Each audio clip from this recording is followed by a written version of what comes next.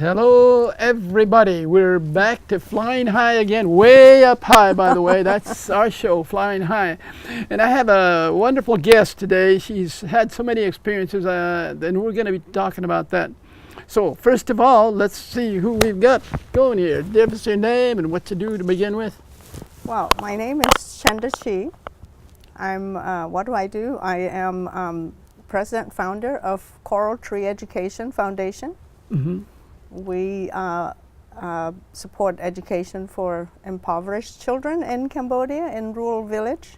Wow. In a rural village, and we also provide scholarship for college women. Wow. You do this in Cambodia. You help people there who are in need, money and so forth and that sort of thing. Yeah. Just Cambodia, but you extend it to here. Just in Cambodia right now. Okay. But personally, I am involved locally. Yeah. But my foundation, we focus the efforts in Cambodia. Yeah. Tell me about, Cambodia. What's going on there? What is it that they need so badly that you're helping with? Well, Cambodia is now in 39 years after a great genocide. There's nothing great about a genocide. It's there was a terrible regime called the Khmer Rouge. They were communist Cambodian. They took over the country in 1975 and started their social cleansing by killing all the educated class and destroyed all the schools. And by the time they were done, half of the population were killed.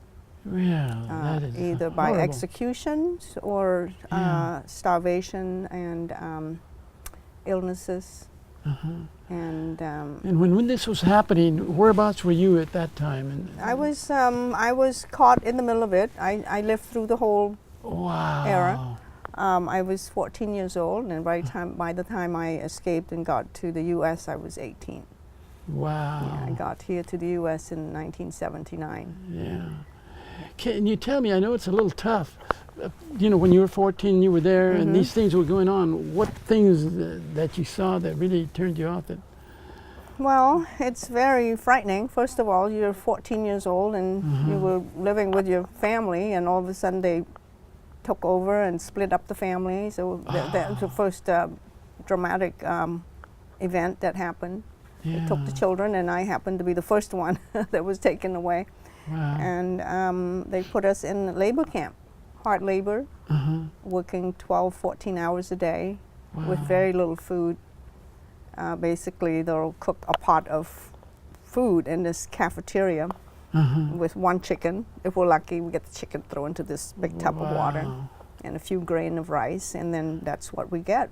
And what we get a scoop of a bowl of that.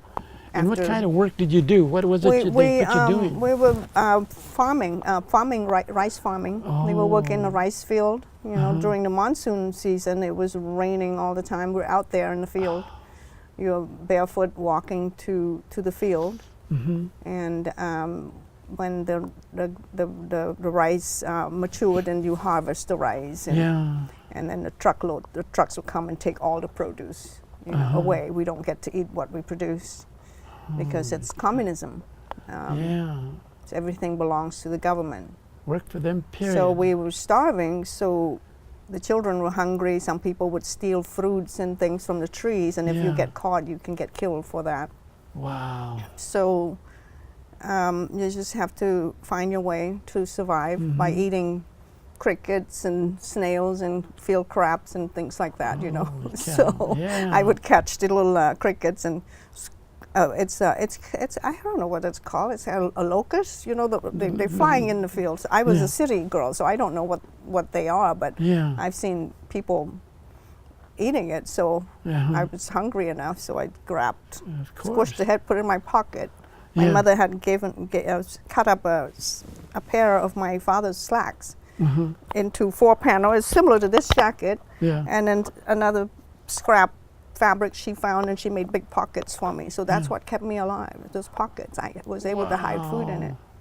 So, and that was all I had. So that my clothes during the rain season never dried. You work all day and you come back to the camp I can see where now, you know, you're helping Cambodia. You can feel so good about that now, because at that time you were the victim. Now you're helping I was the victim. yeah, I was the poor child, like many of them nowadays. After 40 years, it's still there's still so many people suffering, Still living in today. the same condition that I was in during Wow. the Pol Pot time, because they have no access to money or Yeah. education to get good jobs.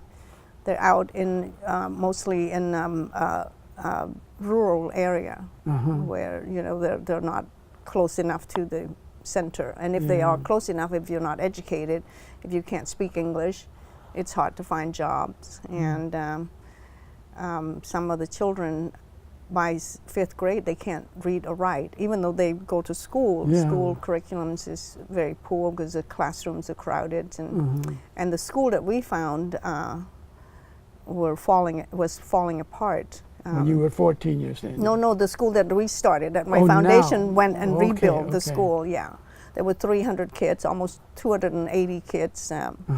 During the rain season, they don't have school. They can't go to school because the roof leaks, the walls buckle down, and the school was rebuilt in the 80s, where they just pour concrete right on top of the soil. So when the soil dries, it cracks open like an earthquake fault line run through the middle of the classroom. So, but they're very dedicated. These kids, you know, some of them ride their bikes an hour and a half to go to school. Wow. Yeah, well, we do also have the challenge of parents pulling children out of school to help with the family business and farming and whatnot, especially girls. Yeah. And as So- you are helping support them and so forth, have you been back there since? Oh yes, I go regularly. Oh. I go at least once a year, and I go for several weeks to oversee the projects, to work with my staff and train the teachers Wow. and train my team. Yeah, we have in-country team teachers.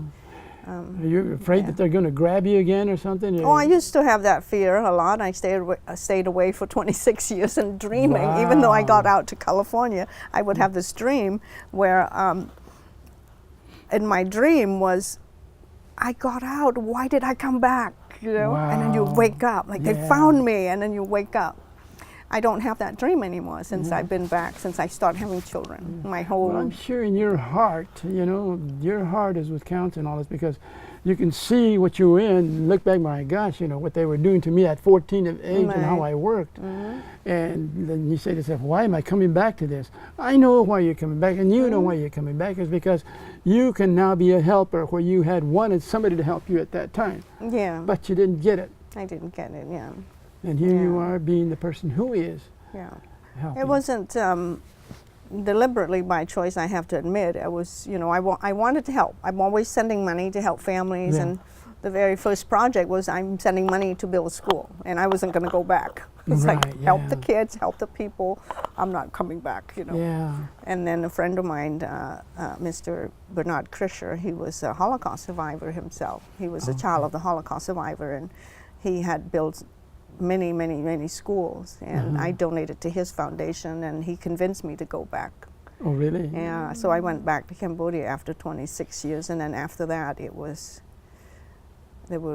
I found the reason, the calling, back, calling. Yeah, it's because your heart's connected to the children, and back then in 2006 there were a lot of people living in the streets, and beggars and children asking for school, asking for education. Yeah. What kind of ruling is there now? The communistic It's setup not is still- communist. It's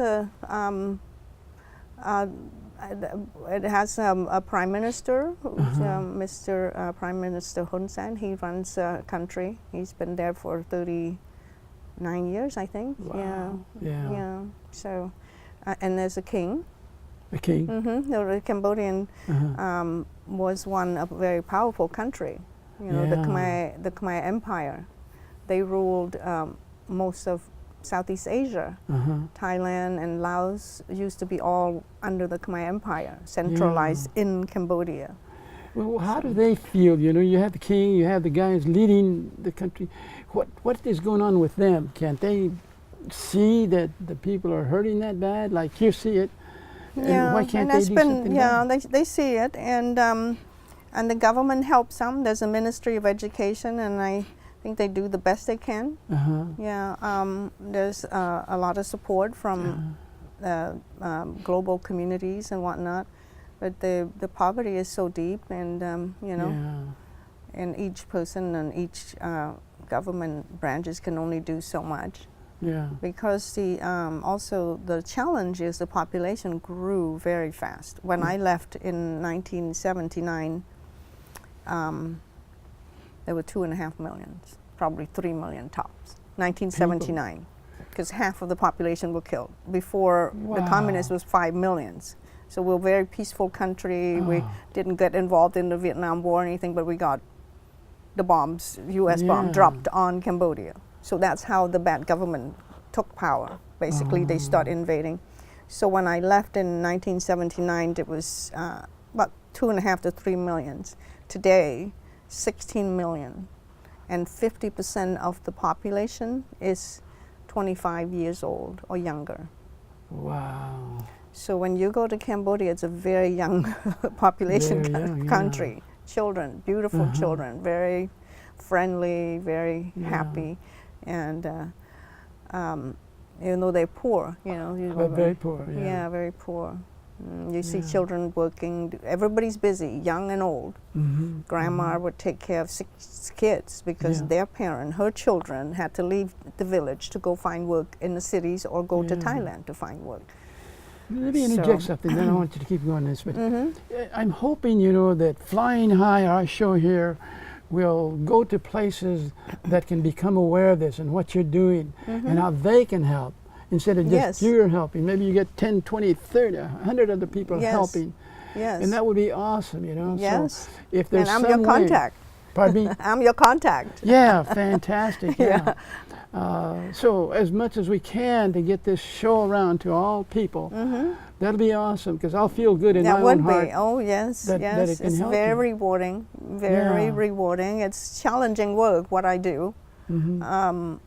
It becomes a day and night kind of efforts, basically. It just never left my mind, It's like becoming a parent, right? So, but at the same time, it's very rewarding. Every time I go to see the children when I left, their faces will be in my head, Well, a couple of things. First, I want to ask you, when you say challenging, then I want to ask about your kids too. But when you say challenging, what are the challenges that you... The challenges is fundraising.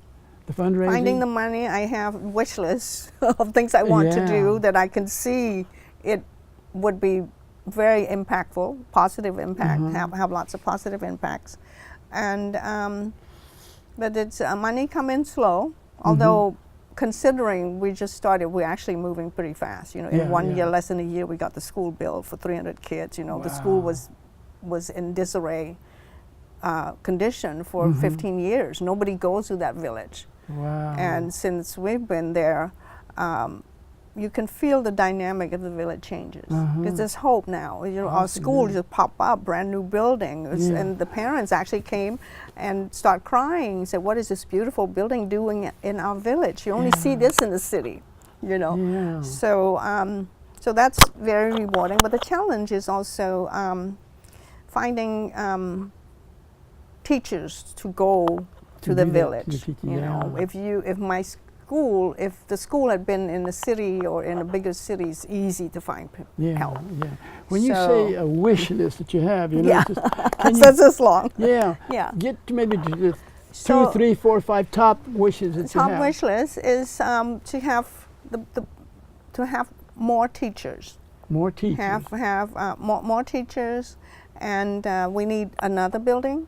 We built a building, 5 classrooms. We got one converted into a computer lab, which is very useful, very functional, low energy computers, but I need another building. I need playgrounds. Although we have a friend that's going to go in November, and it's Yours Humanly Foundation wanted to put a playground in our school, so we don't know. Well, I think we're getting that. But I need my teachers are setting up desks under the tarps. You know, they don't have a building because we put the building for classroom to put all the kids in, and the teachers, the team, were just like a little table. They clean up this old abandoned building, and so it's very heartbreaking. You know, they're doing great work. I make them work very hard. So that's one thing, and another is the Cambodian teachers who teach the children Cambodian program in the morning. They don't have an office either. Not an office at all? Yeah, well, there's an old office. So I wish I have a picture to show you. It's just an old wooden building, you know, with a sheet metal roof, and it's hot when the summer. It's baking hot. So well, you know, I went to India, by the way. I still play a lot of basketball. You know, for my age, the kids are astounded at what I do. Yeah, I play basketball. You're amazing. I also happen to be the fastest sprinter in the world for my age. Really? For my age, yeah. Don't say for your age. You're the fastest sprinter in the world. For my age. No, it's got to be that because for the 50, the 100, and 200 meters that I run, you know. Yeah. And I love it.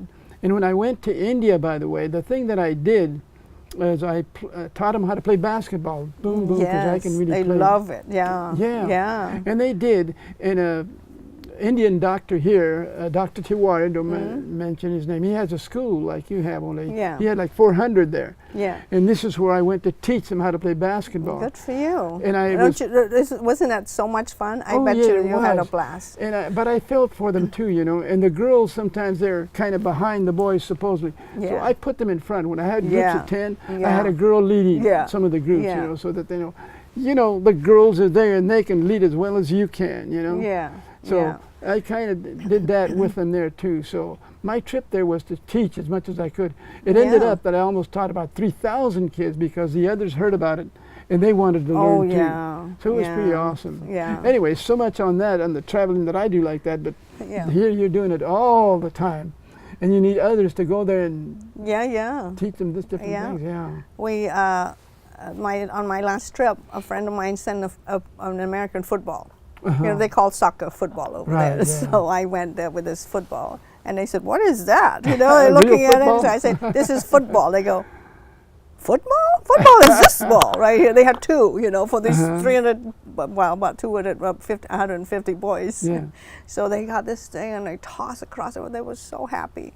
Really? And the little one came football. over. Yeah, the little girls that came over and said. Aunt Chenda, they call me auntie. They call me Chenda, meaning older auntie. Means that I'm older than their parents. There's a title thing in Cambodian language. You know, if I was younger than their parents, they would call me Ming. Just by the title alone, you know where you stand on their, you know, in the hierarchy, on the hierarchy ladder there. Yeah. So they said, "Well, we girls want to have a playground. We want to have a swing, you know." I said, "We're putting on a wish list. It's coming." Yeah. So they do jump rope and things, but in the classroom, the girls are ahead. They are. The girls are just very active. Some are shy, but you could see the learning. You know, it's elementary school. Yeah. So the boys are a little more set back, and but they're so enthusiastic about learning. Yeah. We just installed smart TV in each classroom. We put in 3 of the classroom, and we show them educational videos. Yeah, and this too, as you say that, you know, you can get our program here on TV and show it in Cambodia, you know. Yeah, we're showing everything in English. Here. Yeah, we're showing everything in English. We teach them English, and within a year time, these kids are all jumping up and dancing, singing English, you know. Wow. Like raise your hand, or they raise their hands, and they were off their seat, jumping up and down. And these kids have never ever seen a computer. They don't know what it is. Really? They've never seen a TV before. So by next year, I think we're going to make really great progress. That's awesome. But the challenge, going back to the challenge, you're asking me about the challenge. Top wishes, in other words. Yeah. So the village is very poor. Most of the families are farmers, you know, if they have land to farm, and some have land, but they don't even have the money to start farming. So we also watch out for that. We watch out for kids who looks like they're sick a lot, or they're not coming to school, so we go to their homes, what's going on at home. Yeah. So our job is to make sure no children get pulled out of school. especially the girls. Yeah. Especially the girls. That's the first person the family pull out is the girl because they're very helpful at home. Right. Yeah. So we'd go to the family and say what's going on, and so this one particular family we found was grandma. Her husband just passed away. It used to be her and her husband taking care of her 6 grandkids, 6 of them, 5 girls and 1 boy, because their parents left to go find work somewhere, and one of the mothers abandoned them. She just stopped sending money, stopped showing up, running away with another man, and so, and then since then her husband died, so just her. So Alone she now. looks very sad. Just the fact that we showed up is just so encouraging. And so now we're in the process of talking one of the father to stay home to help mom. So we're also going to incorporate microloan, money for him to buy a used tractor to rototill his lands and start planning and things like that. So it's our effort, we thought, was education, but we're going to support the whole community in order to keep the kids in school, you know. Because education is fantastic, you know, and what you're doing there too, but it's also it's got to be the other things too. You have to like nurture, even, you know, the football, they enjoy the life is that, you know, enjoying your life as you're going along and learning a heck of a lot. And, you know, I'll have about 6 balls I'm going to get to you. Okay. Soccer balls, by the way. Yeah.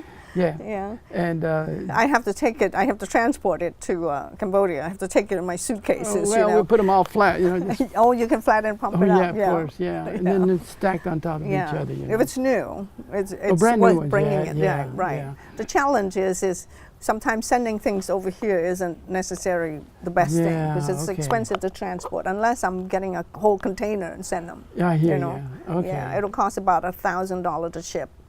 A container full from here. So, have you done that already? I haven't done that. I have my cousin who's a Cambodian lady who's been, well, we all were refugees, right? So after we escaped Pol Pot, we're kind of split up all over the world. You know, some of my family's in France, and some is in, one is in the Netherlands, and she does ship things, and so I know you use it the can word be done. escape. What do you mean? What did you do? So we basically fled the country on foot because really? Cambodia isn't ocean bound. So we're like mountain jungle to other people, countries, right? So we fled on foot to Thailand.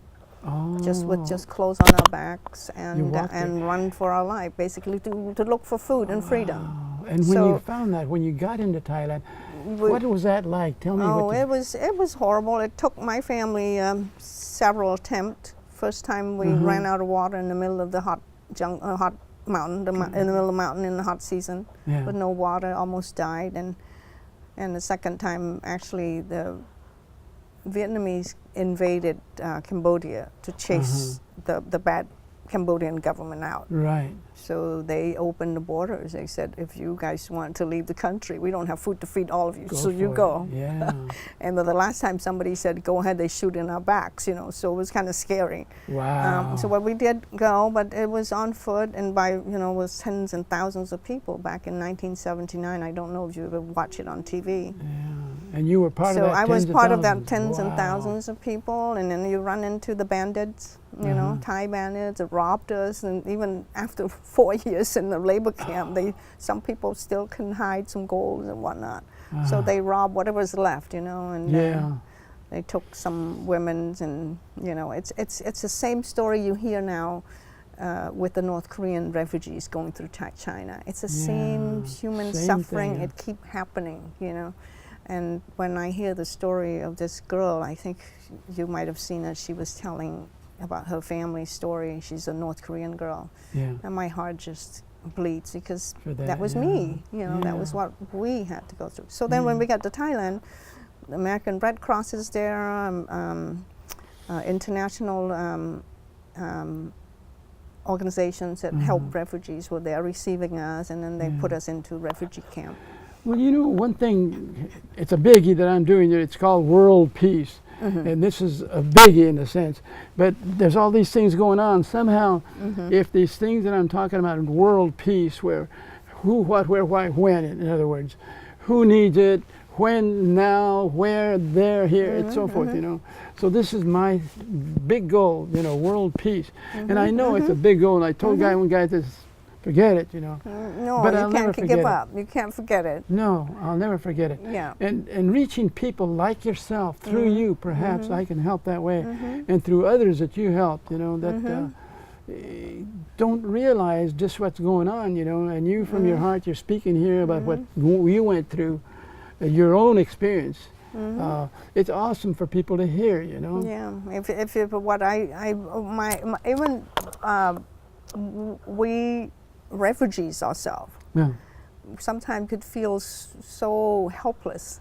It's like it's so much needs. It's like it seems like no matter what you do, it's just never enough. So I told my friends who get discouraged and said, don't stop. Even if you can't help the whole world, you help a child. If you can't help, you know, one child, one village at a time, one child at a time, one school at a time, one family, one child, one family at a time, one school at a time, one village at a time. Just do something. Everybody, and I've always reminded my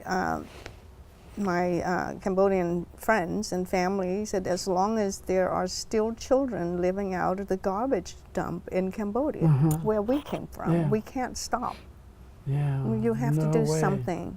And that's just Cambodia alone. It's the same story everywhere else, right? In India and things. So if, let's say, for me, I'm focusing on Cambodia because that is the closest to what I'm familiar with, and I can speak the language. I know firsthand what is going on there. So, and if we each doing our parts, it's still going to be a better place, better world for all of us.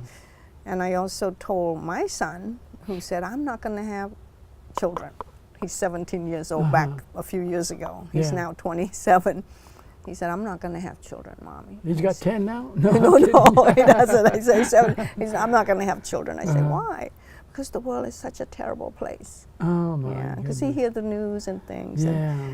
And I said, yeah, that's why you have children. You don't want to have too many children. You're going to do the best you can, and then the work is never done. You pass it forward. Your children carry the torch.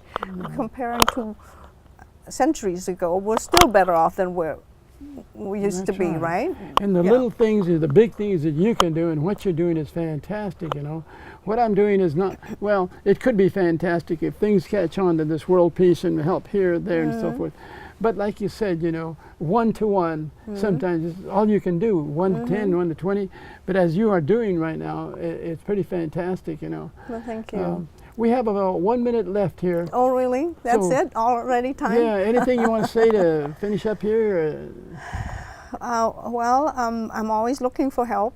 Okay. And I'm very happy to hear that you want to help. And I've never personally asked for help since I set foot out of the refugee camp, you know, but this is for the children. And this is, you know, as I'm interviewing you and you're talking about these things, by the way, I hope it leads to a lot of help for you in some way or other, you know, because as people hear this, and sometimes it's good for them to hear it firsthand, you know, not just reading the paper out here. I have so many stories to tell. I do tell it on Facebook, so follow me on Facebook, follow our page. It's Coral Tree Education Foundation. Say that again clearly. Coral Tree Education Foundation, and you should go to my website and read about why I came up with that name, Coral Tree. A friend of mine heard the story I told her about me and the coral tree when I was living through the labor camp. I found this beautiful tree, and I found comfort under the tree. And she said, you should name something close to your heart, and just call it that, you know? Great. And it's, Well, so we're going to have to finish up here, but I sure want to thank you so much for being here, and I hope that we get a lot of help for you and make it go, go, go. So, flying high, next week we'll fly high again, and until then, hasta la vista.